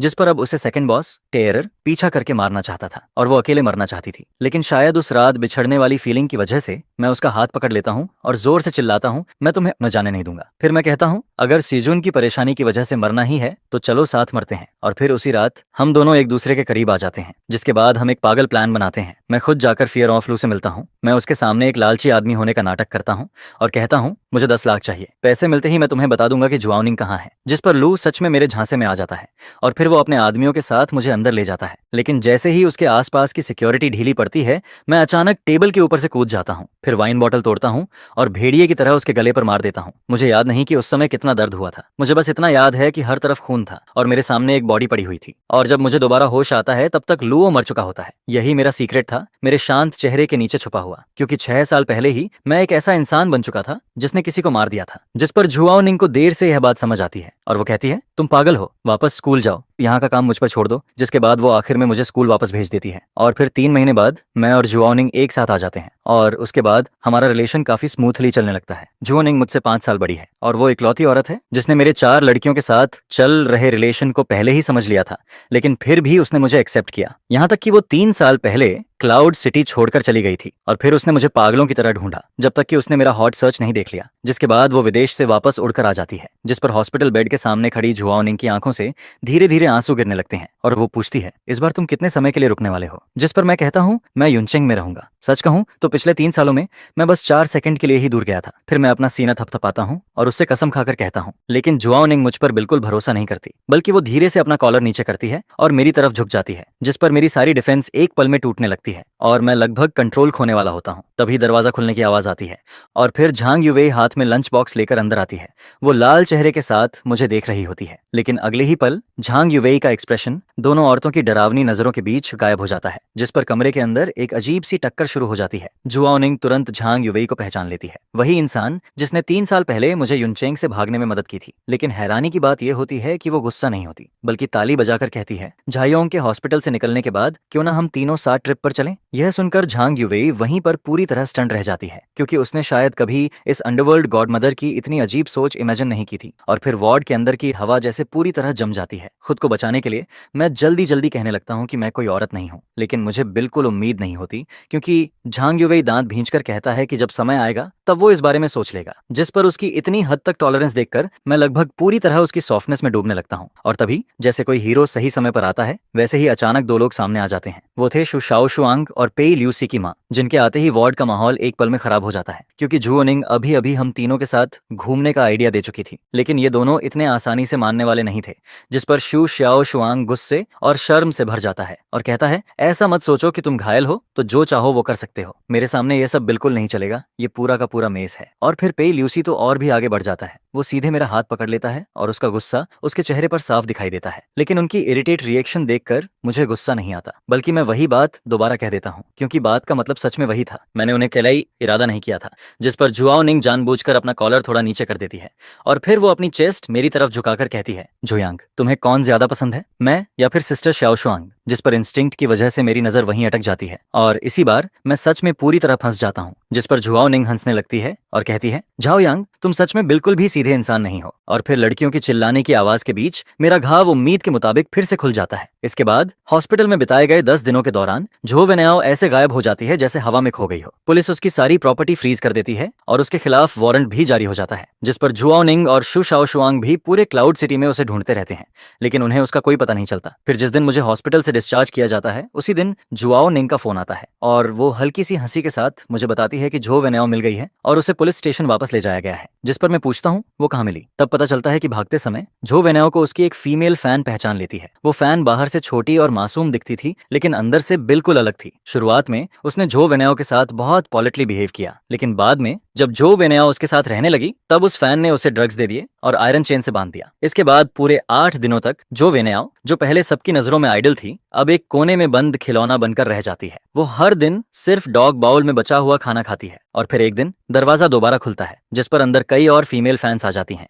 उन सबकी आंखों में पागलपन भरा होता है। वो रोते हुए चिल्लाती हैं मेरा भाई सिर्फ हमारा है, सिर्फ हमारा। और फिर वो झो वेनाओ के साथ बुरी तरह बिहेव करने लगती हैं, जिस पर झो वेनाओ का दिमाग आखिरकार पूरी तरह टूट जाता है। उसे पहली बार समझ आता है कि वो जिन फैंस को हमेशा कंट्रोल करती थी वही आज उसके लिए सबसे बड़ा डर बन चुके हैं। जिस पर वो हिस्टेरिकल होकर हंसने लगती है और चिल्लाकर कहती है तुम सब इडियट्स हो। मैंने कभी सच में तुम लोगों की परवाह नहीं की। अगर तुम्हारे पास पैसे नहीं होते तो मैं कभी तुम्हारे साथ इतना बोरिंग ड्रामा नहीं करती। यह सुनते ही उन फीमेल फैंस की दुनिया पूरी तरह टूट जाती है और फिर वो गुस्से में पास रखा डॉग बाउल उठाकर उसके सिर पर मार देती हैं, जिसके बाद वो सब उसके ऊपर टूट पड़ती हैं। लगभग उसी समय पुलिस वहां पहुंच जाती है, लेकिन जब वो दरवाजा तोड़कर अंदर जाती है तो सामने का नजारा देखकर सब सन्न रह जाते हैं, क्योंकि वहां की फीमेल फैंस पूरी तरह पागल हो चुकी होती हैं और झो वेनाओ के साथ बुरी हालत कर रही होती हैं, जिस पर झो वेनाओ पूरी तरह मेंटली टूट चुकी होती है। और यहाँ तक कि वो फीमेल फैंस पुलिस के आने के बाद भी उन पर पागलों की तरह अटैक करने लगती हैं। फिर बाद में इन्वेस्टिगेशन के दौरान मुझसे पूछा जाता है कि क्या मैं झो वेनाओ से नफरत करता हूँ, जिस पर मैं शांति से जवाब देता हूँ, मैं उससे या उसके फैंस से नफरत नहीं करता। वो दोनों बस बहुत बीमार लोग हैं जिनकी सोच और वैल्यूज पूरी तरह खराब हो चुकी हैं। जिस पर मॉनिटर में दिखाई दे रही झो वेनाओ का चेहरा बिल्कुल खाली होता है और पुलिस कहती है कि उसकी मेंटल कंडीशन अब खराब हो चुकी है। लेकिन मैं जानता हूँ अब वो अपनी पूरी जिंदगी इसी डर में जिएगी कि कोई पागल फैन फिर से उसके सामने आ जाएगा और यही उसके लिए सबसे बड़ी सजा है। इसके बाद उसी दिन झुओ निंग मुझे 3 साल पहले वाले पुराने शहर में वापस ले जाती है। हम दोनों सोचते हैं कि उस सानहे होटल में जाएंगे जहां हम पहली बार डेट पर गए थे, लेकिन जैसे ही हम वहां पहुंचते हैं अंदर से आवाज आने लगती है, जिस पर हमें पता चलता है कि कुछ लोकल गुंडे होटल की मालकिन से प्रोटेक्शन मनी मांग रहे हैं। यह देखकर झुआओ निंग हल्का सा हंसती है, क्योंकि यह सब उसके लिए बहुत फेमिलियर था। अंडरग्राउंड वर्ल्ड का यही तरीका था। मैं कुछ बोल पाता उससे पहले ही झुआओ निंग मुस्कुराते हुए आगे बढ़ जाती है और फिर कहती है, आजकल के यंग लोग सफाई के रूल्स तक भूल गए हैं। जिस पर सामने खड़ा गुंडा उसे डांटने ही वाला होता है, लेकिन जैसे ही वो झुआओ निंग का चेहरा देखता है उसके हाथ से स्टील पाइप नीचे गिर जाता है, क्योंकि वो झुआओ निंग थी। भले ही उसे इस दुनिया से गए 3 साल हो चुके थे, लेकिन इस जगह पर आज भी उसका नाम सुनकर लोग डरते थे। जिस पर वो सारे गुंडे डरकर वहां से भाग जाते हैं और फिर हम दोनों उसी पुराने विंडो सीट पर जाकर बैठ जाते हैं। लेकिन तभी झुआओ निंग का फोन बजने लगता है। वो कुछ देर तक फोन को देखती रहती है और फिर उसका चेहरा धीरे धीरे सीरियस हो जाता है, जिस पर वो अपना फोन मेरी तरफ बढ़ाती है और तब मुझे पता चलता है कि शुशाओ शुआंग के पिता ने अपने बिजनेस के घाटे को भरने के लिए उसकी शादी कहीं तय कर दी है। जिस पर झुआओ निंग मेरी तरफ देखकर कहती है, लगता है तुम्हारी छोटी बहन को जबरदस्ती किसी और से शादी करनी पड़ेगी, या फिर क्या वो भी मेरी तरह तुम्हारी औरत है? ये कोई सौदेबाजी का सामान नहीं है। मेरी मदद करो, पे ल्यूसी और झांग युवेई से कांटेक्ट करवाओ, क्योंकि जब वो सब मेरे साथ चलना चाहते हैं तो फिर हम सब मिलकर इस क्लाउड सिटी का आसमान बदल देंगे। क्लाउड सिटी होटल की सबसे ऊपर वाली फ्लोर पर शादी के नाम पर एक बैंक्वेट चल रहा होता है, लेकिन असल में वहाँ एक टेक ओवर होने वाला होता है, जिस पर शु शाओ शुआंग झू मो के साथ अपने पिता के पास बैठी होती है और सामने वही लोग बैठे होते हैं जिनसे उनका कर्ज जुड़ा हुआ था। फिर जैसे ही रिंग एक्सचेंज होने वाली होती है, बैंक्वेट हॉल का दरवाजा जोर से खुल जाता है, जिस पर मैं 3 साल की दूरी और 20 दिनों की तैयारी के बाद बिल्कुल शांत चेहरे के साथ अंदर चला आता हूँ। और मेरे पीछे कोई आर्मी नहीं होती, बल्कि क्लाउड सिटी की सबसे खतरनाक और सबसे अमेजिंग 3 औरतें खड़ी होती हैं, जिस पर जुआओ निंग अपने ब्लैक सूट पहने आदमियों के साथ हॉल के सारे एग्जिट ब्लॉक कर देती है और फिर वो मुस्कुराकर कहती है, आज यहाँ कोई डील नहीं होगी, मैं इस जगह पर होने वाला हर ट्रेड रोक दूंगी। इसके बाद पेई ल्यूसी सामने खड़ा होता है। चारों तरफ मीडिया के कैमरा फ्लैश हो रहे होते हैं, लेकिन वो बिना डरे मेरा हाथ पकड़ लेता है और फिर सबके सामने अनाउंस करता है कि झो वेनेओ खत्म हो चुकी है और अब जो भी मेरे आदमी को छूने की कोशिश करेगा वो सीधे मेरे खिलाफ जाएगा। जिस पर झांग युवेई भी आगे आता है। उसके हाथ में एक इन्वेस्टमेंट कॉन्ट्रैक्ट होता है और फिर वो बिल्कुल शांति से सामने बैठे हेयाओ ग्रुप के लोगों से कहता है, तुम्हारा सारा कर्ज हमारी मीडिया कंपनी और होंगन ग्रुप मिलकर चुका देंगे। यह सुनते ही शुश्याओ शुआंग खुद को रोक नहीं पाती और सीधे भागकर मेरी बाहों में आ जाती है। इस बार किसी ने भी मुझ पर किसी का दिल चुराने का इल्जाम नहीं लगाया और फिर देर रात जब यह सारा हंगामा खत्म हो जाता है, तब मैं वापस उस छोटे से किराए के घर में लौटता हूँ। लेकिन अब वहाँ हर तरफ 4 औरतों की मौजूदगी और उनकी खुशबू फैली होती है, जिस पर मैं चुपचाप अपने दिल में मान लेता हूँ कि इन चारों के साथ पूरी जिंदगी बिताने का जो माहौल है वो अब पहले जैसी टेंशन से बदलकर एक अजीब सी हार्मनी में बदल चुका है। और फिर मैं सोफा के बीच में बैठा होता हूँ और मेरे सामने वो 4 चेहरे होते हैं जिन्हें देखकर किसी का भी दिल भर जाए, जिस पर मैं अपने मन में समझ जाता हूँ कि ये अब वो 4 नाव नहीं है जो कभी भी डूब सकती थी, बल्कि ये एक ऐसा नरम पिंजरा है जिससे मैं अब कभी निकल नहीं